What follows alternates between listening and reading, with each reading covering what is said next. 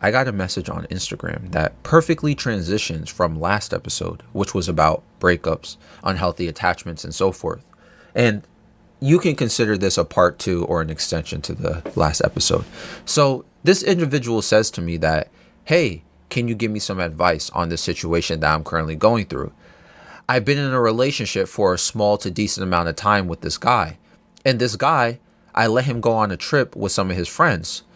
Just a bunch of homies going out traveling together. Come to find out by one of his friends, during the trip, he cheated on her. And the reason why she was told about this was because he feels bad about it. Now, I'm going to pause the story right here for now because this might be an Ayo moment. You know, if you go on a trip with a bunch of your homies and you cheat, that says a lot about your friends and what activities you partake in. Maybe he smashed his homie. I don't know. But on a serious note, an important detail here is how he admits to cheating on her, but his friend has to be the one to say it. What that means to me is that this guy can't approach somebody and be accountable for their actions. Like, hey, I cheated, but I can't confront my girlfriend about it, so I'm going to tell my friend to drop a message for me. Like, come on. I'm not saying cheating. I'm not saying admitting you cheated suddenly makes things right when you talk to the person who got cheated on. I'm saying addressing the person with honesty is better than hearing it from a messenger. Now, I know a lot of people who act the same way about, they act the same way about certain things. They run away from people who they hurt instead of confronting them about their mistakes. You know what I'm saying? Like, I think people like that should be completely avoided. I've myself been in relationships where I had to find out things instead of an apology.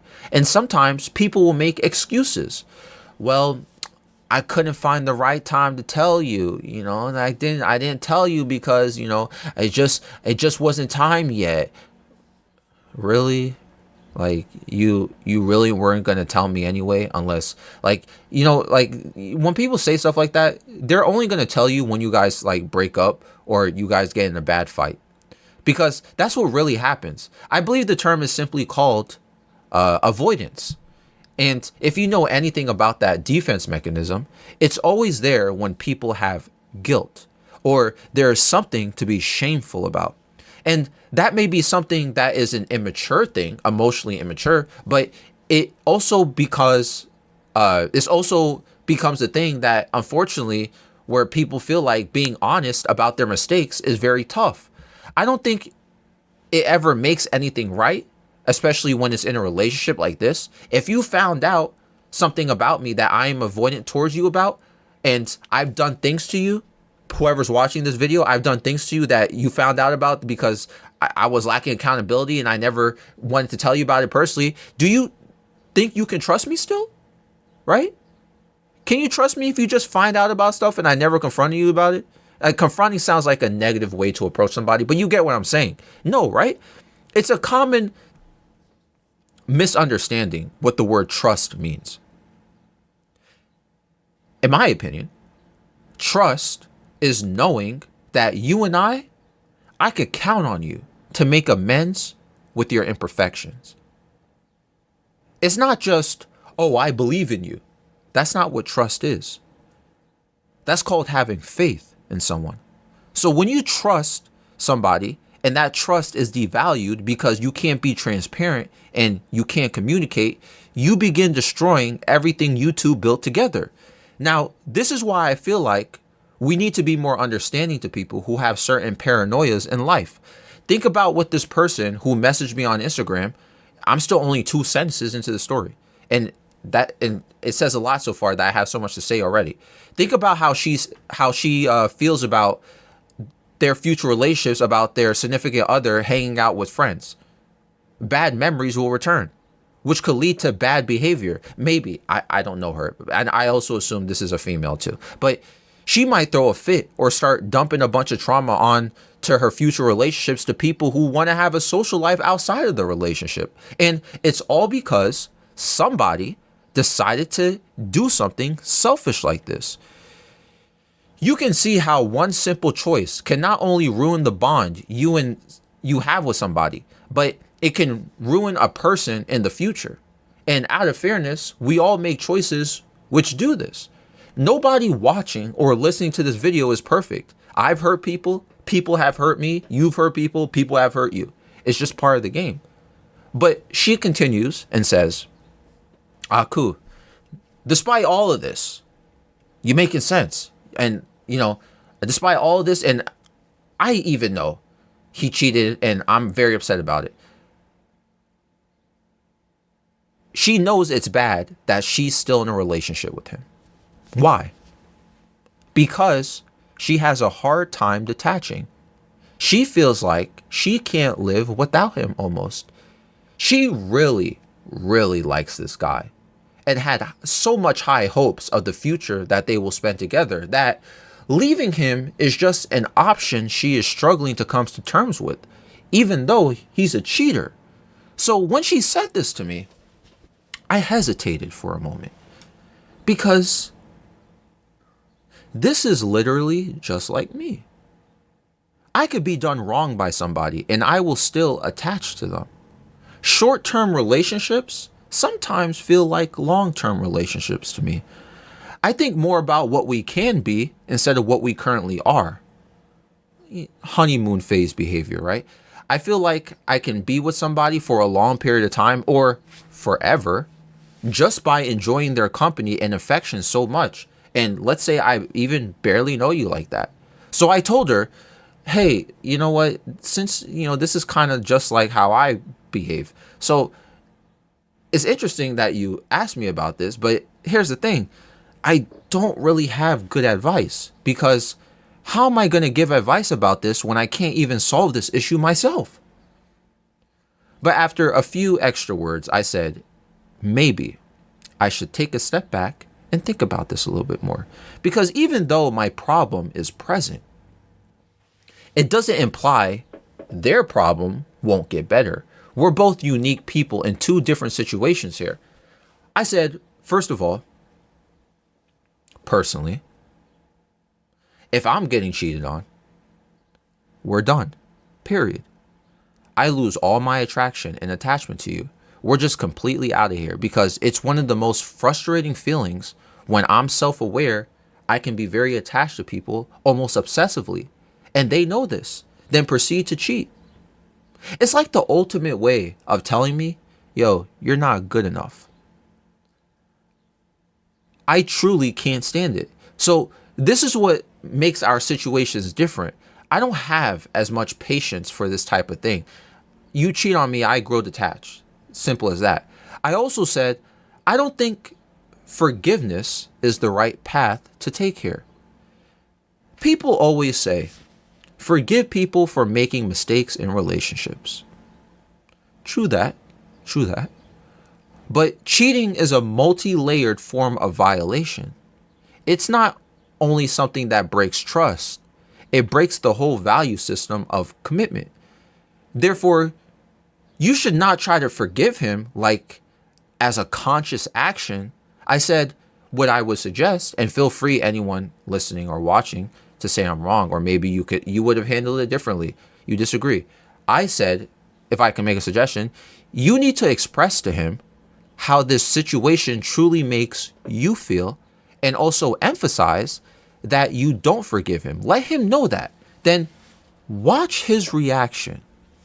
If he does not react well to the fact that you're hurting a lot emotionally over what he did to you, then he's not even your man. He's been detached from this, quote, relationship for so long. To him, or both of you, it might be a relationship, but to you and many other people on this planet, this relationship or a relationship is a commitment. To him, it's not. He's not committed to you. He's just in a relationship with you. Under certain technicalities, you can openly say, maybe you're already single. It's just you're still attached to somebody emotionally, despite how much you're hurting about them. Does this make sense? Like a recent relationship I was in, right? I felt like I was in a commitment, but I wasn't in a relationship. I'm with you, but we're just like emotionally and physically apart right now. But again, I'm still with you. It's just we're not really in a relationship. Anyway, in regards to this story, this guy is long gone, in my opinion. I think he's in commitment versus relationship. I think he's just not there. He's just not there. He's not emotionally and physically attached to you at the moment. That's the thing about that. And I don't know. My suggestion about sharing your emotions, it may sound weird because you're the one who got done wrong here, but try to be empathetic about it. Sounds weird, right? Try to be empathetic, but you're the one who got done wrong. Just hear me out, because we've all been confronted before about the mistakes we made, right? When you're confronted, you either get sad, get angry, you feel remorse, or anything else. Understand where this may come from. But at the end, never change your mind about what you feel is best. Like, yeah, look, what you did to me hurt me. Oh, you mad? You mad about that? Okay, well, I understand you're very frustrated about your behavior, but this doesn't disqualify my feelings. You get what I mean? Oh, so you're sad that I confronted you about something you did? Okay, I understand you feel hurt over something I felt hurt me before. I'm sorry that I'm hurting you right now, but this does not disqualify how I feel. But when you do stuff like this, you have to make sure someone knows about it before you do. And like I said, you have to make sure that you don't change your mind.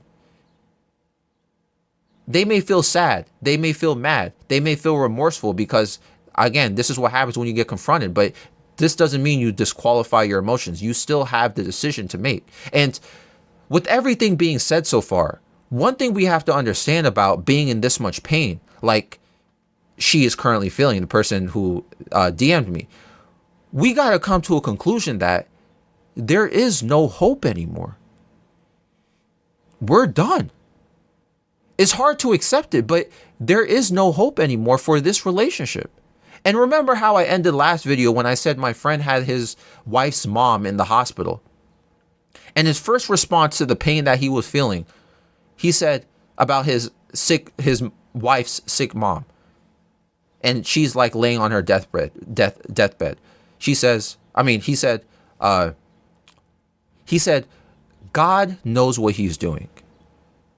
He's a religious person. Even if you're not watching this or listening to this and you know you're not a religious person yourself, you can see that he's finding a way to accept that, listen, I have a strong feeling about something hurting me, but even though I can't control many things that have already happened, I have to accept that there is no hope left with certain people and certain things.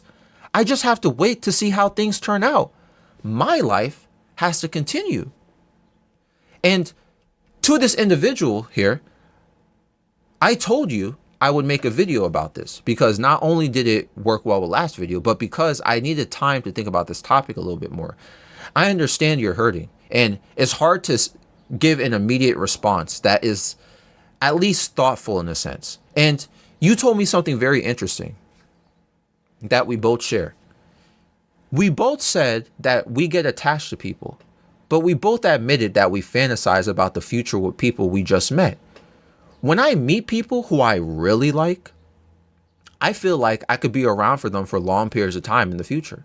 I might even say forever. It's not just romance, even just friends. But you know what I realized? And what's messed up about life? The people we know in the past is a simple memory, but we spent so much time creating those memories with them, and now it's nothing more than that. You know why detachment is so hard? It's a good feeling to create positive, affectionate, and comforting memories with someone. However, it doesn't feel good when you reach the threshold of how much memories we can have with somebody because they're not around anymore. This is not even just about love. It's about the human experience. I'm going to say it anyway because I mope about it all the time. So many times I moped about this in older videos. I had to put my dog down 2 years ago.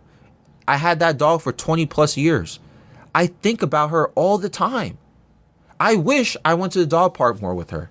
I wish we went for more walks. I wish she was still here. That's my best friend. But Now I can't do it anymore. It's just the human experience, y'all. That's why you got to live every moment to the best you can, especially with people who you don't want to see gone, especially to the people who create good memories with you. We naturally, subconsciously know that. As a result, we become attached to people, even obsessively attached. But look what happened now. It's time to detach, and it's too hard. Trying to do so literally feels like somebody is ripping your heart out of your chest. For those people who are huge lovers, and you attach to people so easily, and you give them 110%, and you make somebody part of your world, imagine being able to love someone that much. Do you know that proves you are capable of doing that to yourself? And I'm the last person to talk about that with, because I'm harsh on myself all the time. And some of you watching or listening may be harsh with yourselves. You might not be harsh with other people, but yourself, right? You're going through it. But it shows when I said that we got to compromise with the fact that there is no hope left. We can still compromise that there's hope left in you. When we say things to people like, I love you forever, I'm never going to leave, it instills something into you where you feel like leaving somebody is a regretful decision because it feels like you lied. It's deceitfulness, right? We lie to ourselves so much as well. You know, we have to really think about if our decision is truly the best. Detachment from somebody is not something done overnight after you made the decision to distance yourself from them. You know, you make the decision and then you begin to detach. And the time period is slow and painful. And look, if it was truly meant to be, when everyone is healed, things will go on later on. Things may happen again later on. Just because you and somebody else broke apart, it doesn't mean that forever is disqualified. It might just mean, hey, let's just push this to the side for now. Or maybe some people, they just end up not going in relationships because they're having a midlife crisis. Then once everyone takes a step back, a full step back, maybe what I said earlier might manifest because you're so attached. You're so detached rather. And you'll be like, you know what? Now I'm thinking about that relationship that I was so attached to. It was hopeless.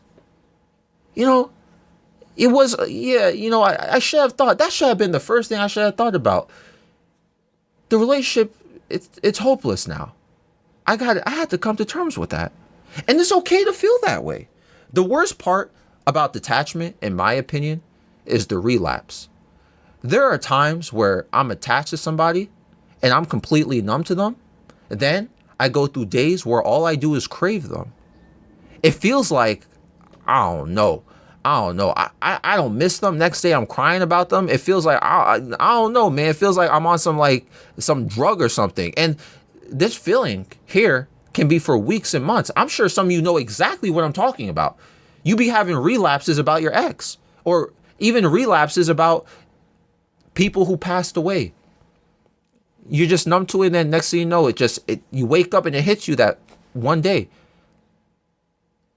And outside people who are just like listening to me like rave about this or go on tangents about this, or people who hear about you even sharing how I feel or share this similar feeling that I feel, they just call us crazy. Oh, we got attachment issues. This person is crazy. But it's really hard to make people understand how we feel until they experience it themselves. Like, what do you know about feeling like you're at the peaks of a relationship and then it suddenly goes away? Like, what do you know about feeling like somebody you're currently spending your time with is someone who you can say, quote, forever to, but then you know you're not going to spend the rest of your life with them? What do you know about having high hopes for somebody and investing your heart and soul into them, and they make you feel like you're not good enough and did nothing? But we're crazy, right? That can make somebody crazy. You may say that. Or are you just heartbroken? It feels like a part of you is lost, more or less. But with everything considered in this video, There are many different perspectives that I shared that I feel can make things better, at least from a mental standpoint. Talking about memories to commitment versus relationship, accountability, and even some aspect of proving that you have the capabilities of putting yourself in favor, the ability to love yourself as much as you do to other people. I understand the relapse is hard, but it's all part of a broken heart. This short episode is also found on Spotify, is an extension of the previous episode. Watch the sun bleed. It's our time to go out while we watch the sun down. Watch the sun down. Watch the sun down.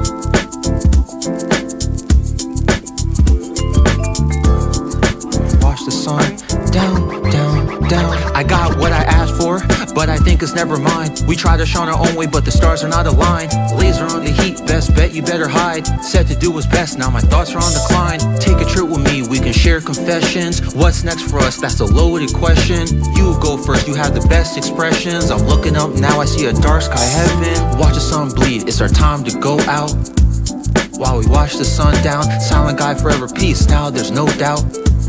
While we watch the sun down, fears or hopes are gone, we don't know what that's about.